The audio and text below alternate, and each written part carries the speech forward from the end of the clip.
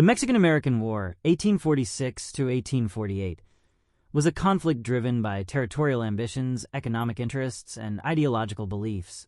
The United States' decision to attack Mexico was rooted in a combination of political tensions, border disputes, and the doctrine of manifest destiny, which encouraged American expansion across the continent. 1. Manifest destiny. The belief in manifest destiny, a widely held 19th century ideology, was a central driver of the U.S. decision to go to war. Many Americans believed it was their divine right to expand the nation from the Atlantic to the Pacific.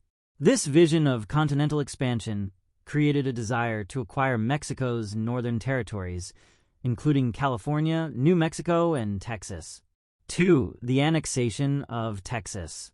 Tensions between the U.S. and Mexico escalated after Texas declared independence from Mexico in 1836 and later sought to join the United States.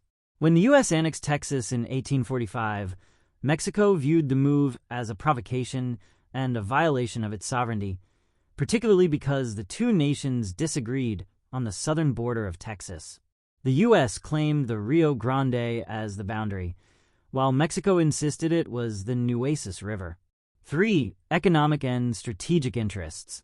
Mexico's northern territories were sparsely populated, but rich in natural resources and held immense strategic value.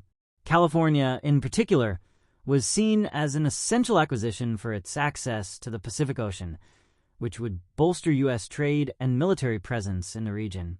Securing these lands would also open opportunities for settlers, farmers, and merchants. 4. Military skirmishes and Polk's provocation.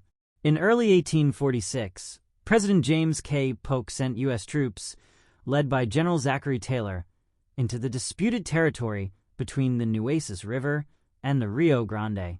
Mexico viewed this as an invasion.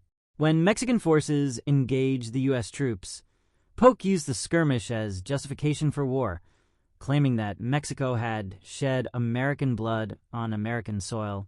5. Desire for territorial expansion.